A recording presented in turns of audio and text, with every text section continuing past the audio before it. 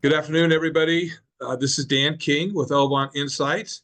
I'd like to excuse my partner, Brian Scott.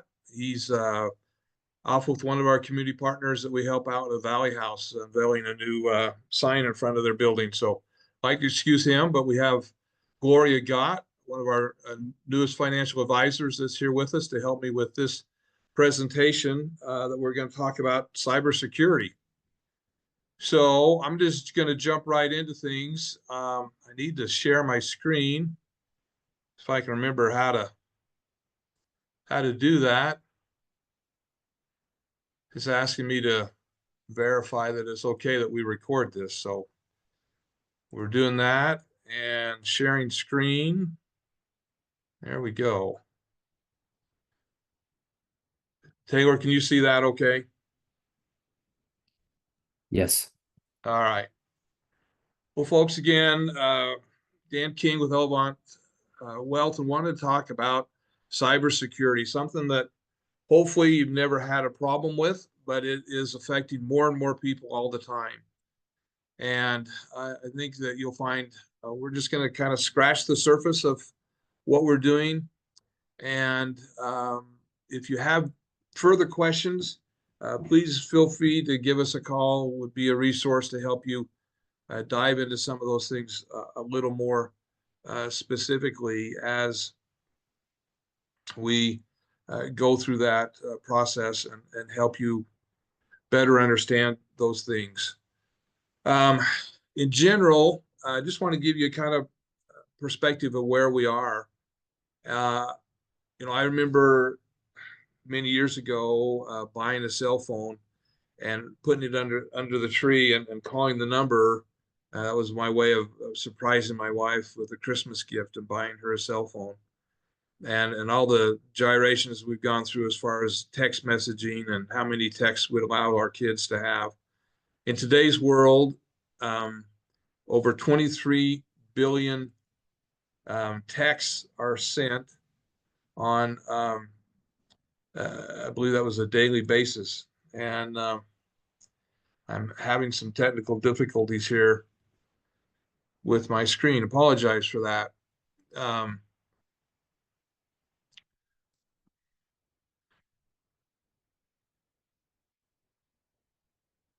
Give me just a second here and I'll get back to that. Hopefully my screen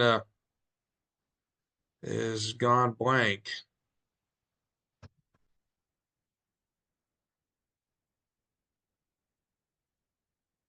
Okay.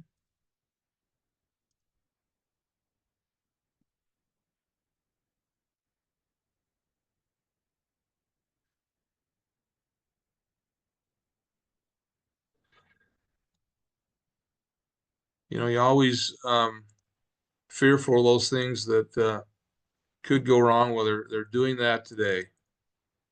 Taylor, are you still seeing my screen? Yes. Okay.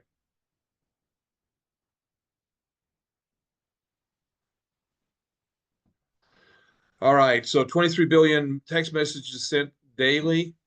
144 is the number of times. And it just went blank again. Glow, can you bring that up on your side? I'm not sure what is going on, but I don't want to keep slowing down the process. So I'll hopefully get you to the point where you can get up and going, and we'll let you take over pushing the button on the All right, I'm sharing my screen. screen. Can you see it? Taylor, can you see that?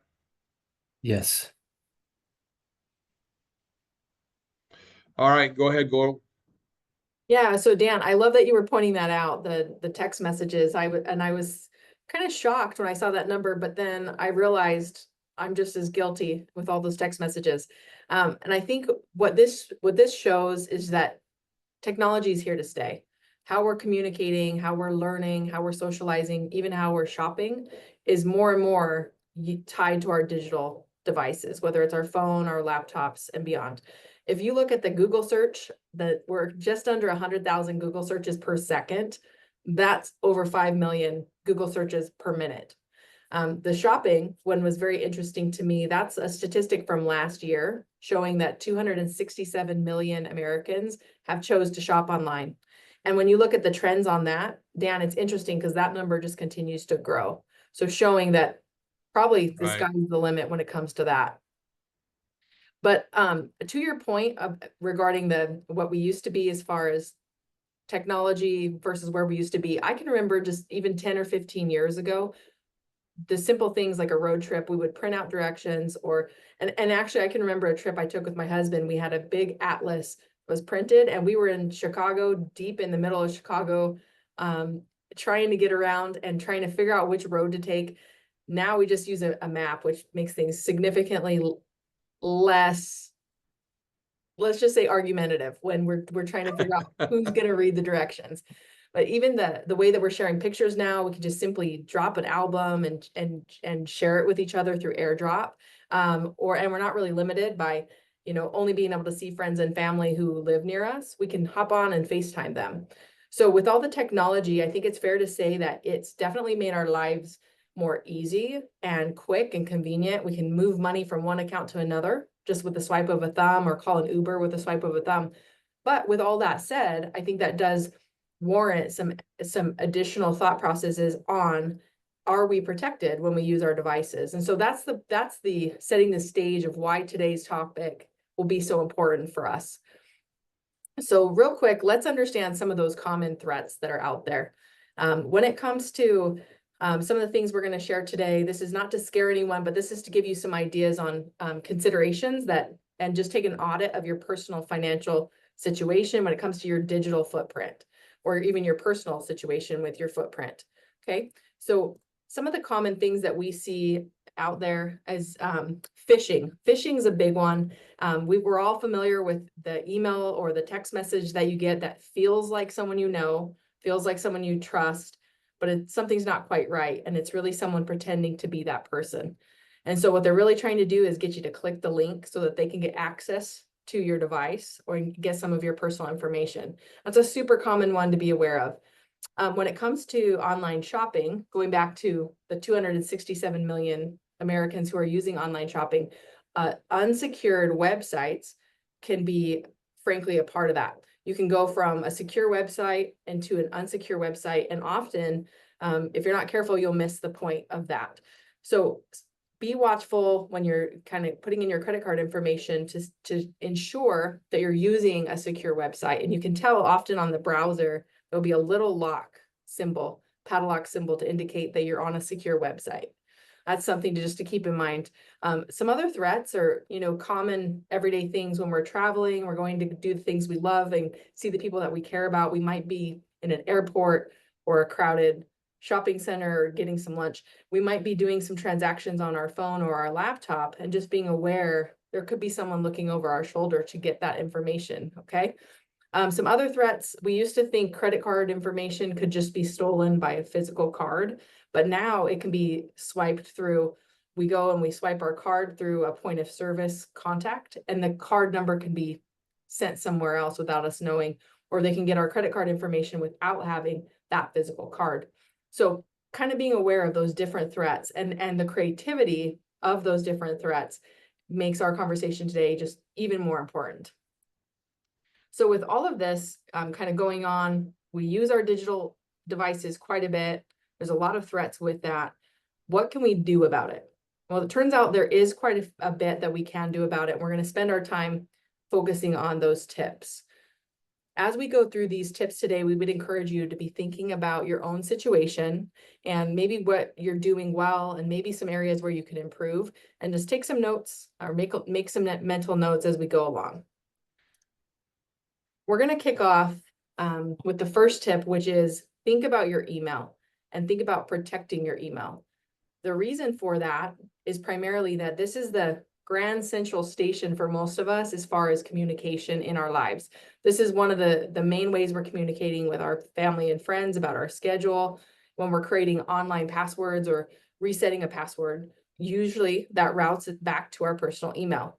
And then for some of us that have those busy lives and we're on the go, we're communicating with our accountants, our attorneys, our financial institutions, all through our email.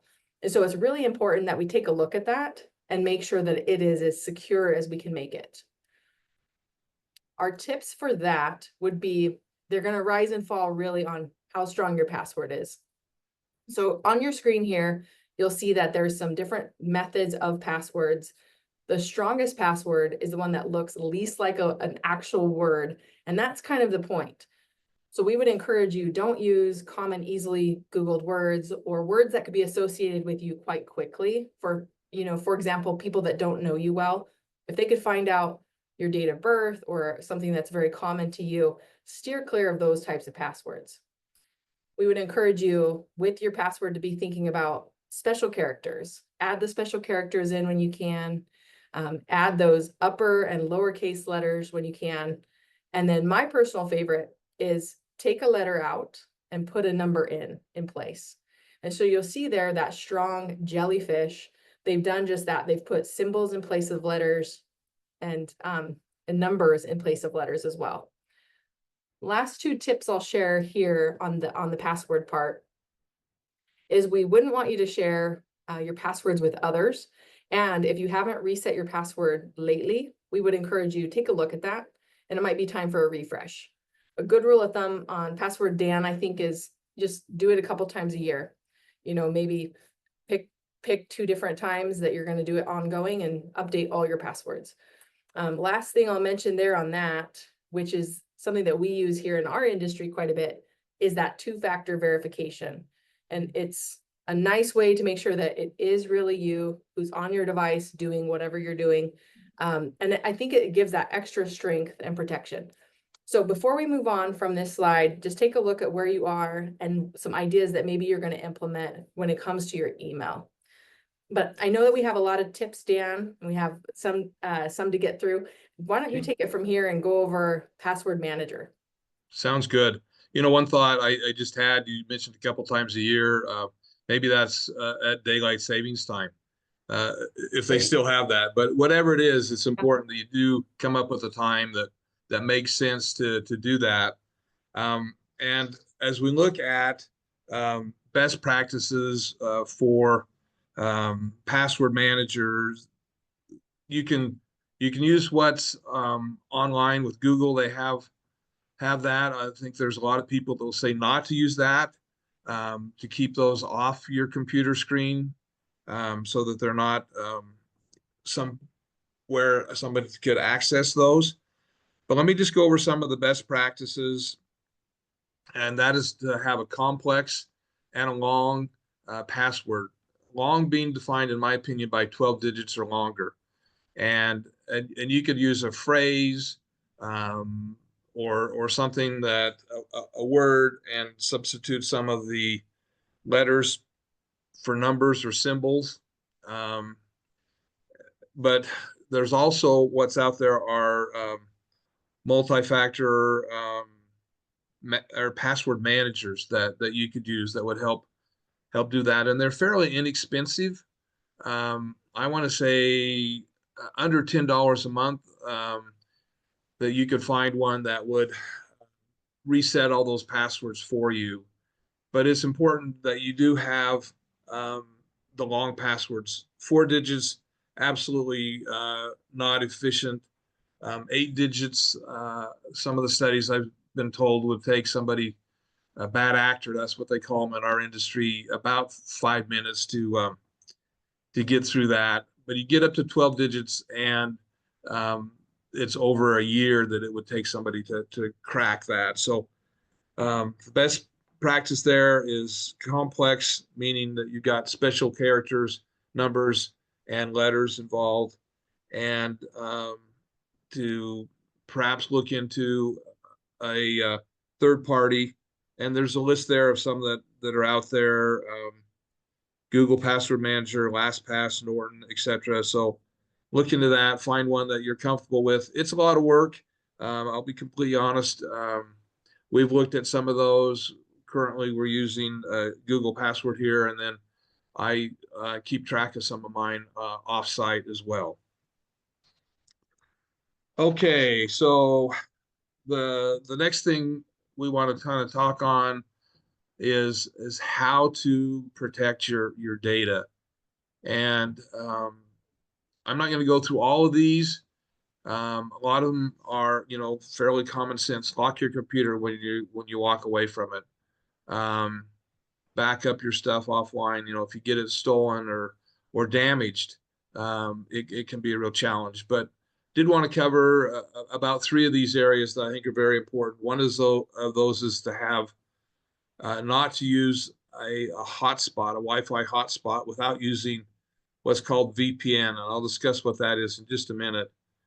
But if you're using a Wi-Fi hotspot, anybody else in the same community or where you're at, if you're in a restaurant or an airport, has the ability to kind of zero in on that. But if you got a VPN, it's going to narrow their ability down substantially and secure that connection. And the other thing, and I know it's a hassle, but the other thing I would recommend doing is getting a screen lock on your computer, so that your device after a minute goes back and you have to put in your password, and maybe it's set to your face, whatever it is, that's going to have additional benefit and help.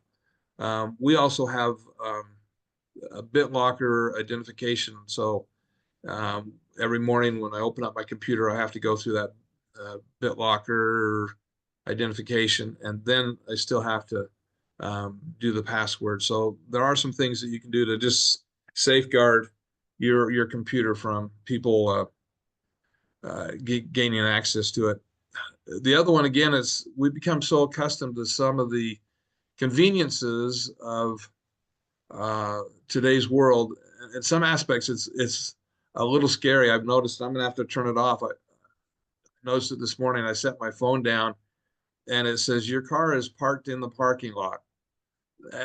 And it just depends on how comfortable you are with Alexa or Google or Apple or whoever, knowing that it takes you 8 minutes from work to drive home.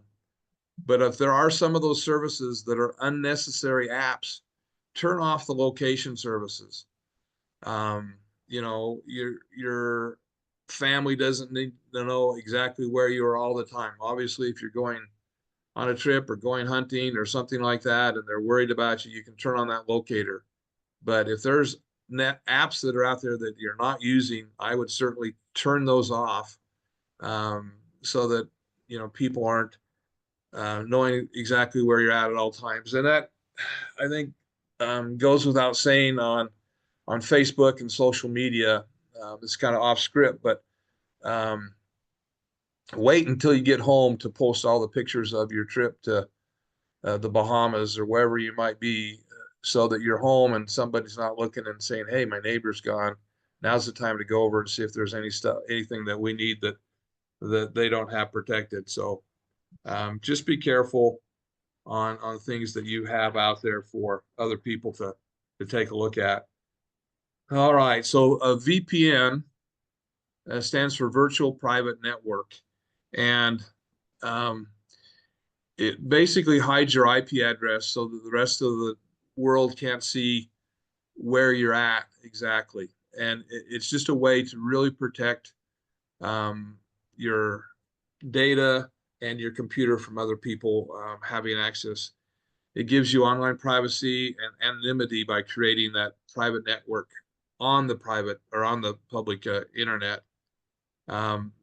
Provides the protection for standard online activities. You can still send emails, you can still shop online and pay the bills. But it also keeps your browser history private, so it reduces a company's ability to sell your history. That in and of itself would be worth, I think, having that available to you.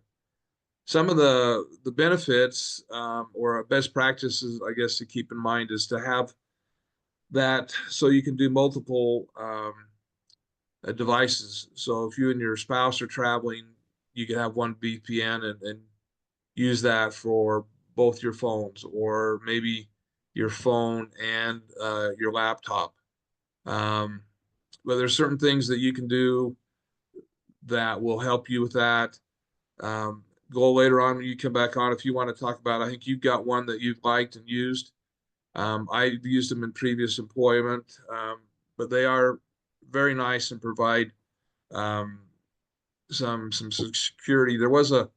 I did have one out of Canada that I used so that I could subscribe to the Canadian television network. There was a show that we wanted to watch, and by doing that VPN and signing in as if I was in Toronto, I could gain access to the Canadian CBN or whatever that network was. So there are some advantages to using a VPN. All right, as we move forward, just some general practices. You know, 61% of Americans have been a victim of some sort of data breach. You know, whether it's your accountant, whether it's one of the credit services. Well, I think Target one time had a big data breach.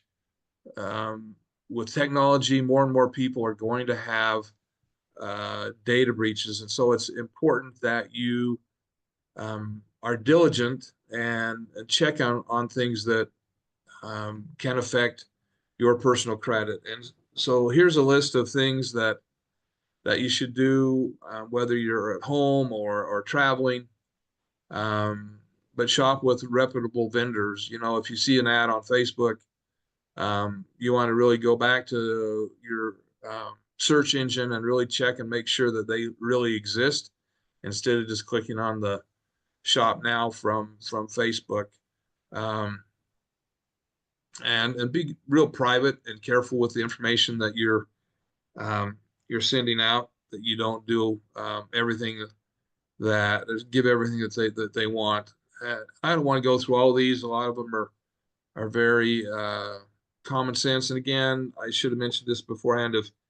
If any of the folks that are on would like to have a copy of these, please let us know. We'd be happy to get you a copy of that. But some of the things I think are most important would be that you use credit card instead of a debit card on online purchases. If somebody were to steal your credit card number, more than likely it's going to be protected by Visa or MasterCard, and you can claim that that's a fraudulent purchase. And so then you've got time to recoup that in a credit card situation. If it's in a debit card situation, you're still going to get that back, but the debit card, that money is actually going to be coming out of your checking account. So for example, if you were to buy a $500 item online in a credit card, maybe say a bad actor did with a credit card, that's going to go on the credit card bill. But if they did that same thing with the debit card, that's actually going to take $500 out of your checking account balance and could cause you to have overdrafts or those types of things. So credit card is how you should be shopping online. And I think being diligent is one foundational thing I would say through all of this. Check your account balances. On here it says to review your credit report on a regular basis. Whether that's weekly or monthly, I would think at least monthly. You can take a look and see what your credit score is. And, hopefully it's not going to change a lot, but that's a place to look at that and find out, is this something really going on that I need to be aware of? And, it kind of takes us to the next little part. What do I do if something really happens? Where do I go? Who do I contact if I have something that happens to me? And if you're looking through the credit card or your checking account balances, and you notice something that's wrong, you can take action. And I think the next slide, Gloria, that'll show us there that be quick and be diligent, you know, call your credit card company, um, and let them know, call your banking institution, let them know, and close those affected accounts, very quickly. Your local police department has, a cybersecurity unit or people that are assigned to that. So, you know, letting them know is important, and reporting that to local officials, or federal agencies. I think it was Tuesday night, my wife and I were watching TV about 8:30 at night. She gets a text message that says that her, tax refund, was rejected, and to, text back this number and provide them with some details. You know, it didn't mention the fact that we'd received our refund, 3 weeks ago, but everybody's out to get your money. What we're here to help you with today is to help you keep it, and to help you be alert, and to know what you can have control. You know, we can focus on those things that we have control on, and that would be to, you know, looking at your, um, balances online, looking at your credit score. Those are going to be the things that are going to alert you if there is something that's going wrong, and that you need to be aware of. As we look at things that we can do for our families, and how to protect them, there are some things that, we could encourage families not to do. Um, this is a new term. This doxing is discussing the negative consequences of commenting online. Um, you know, if you do those things, you become more and more exposed, and people have a better chance of finding you when you become more, when you're publishing information that's out there, particularly through, social media things. You know, with some of the, things that are out there regarding, you know, maybe LinkedIn or, YouTube, you can protect yourself a little bit, but, commenting on published private, or something that's going to identify you, would be something that you would want to be concerned about. Um, Freezing credit, your children's credit, until they're of age, 16, uh, helps to protect them, and avoid them getting into, credit debt at a young age. And again, back to social media, having, as a family, setting goals. You know, what are you going to post, or are you going to comment, and avoiding, keeping location settings on, Facebook and Instagram, and those kinds of things, um, and, setting up private, screens is something that would also help in, providing additional security. Um, so let me just summarize, a couple things to review and to be aware of. Um, you need to determine the level of risk that you have. Are you online? Who has your accounts? And I'm of the opinion that I enjoy the conveniences of being online, having online banking, but I check that generally on a almost daily basis, to know what's going on. But you've got to determine what you're comfortable with, and, you know, if you're going to use those services, to check those on a regular basis, um, and be aware of the different ways that your, data can be, acquired. So if you're online, um, use the things that we talked about as far as security, the VPN, making sure that somebody's not looking over your shoulder, having protection on your computer, and using good passwords, um, and passwords that are, complex.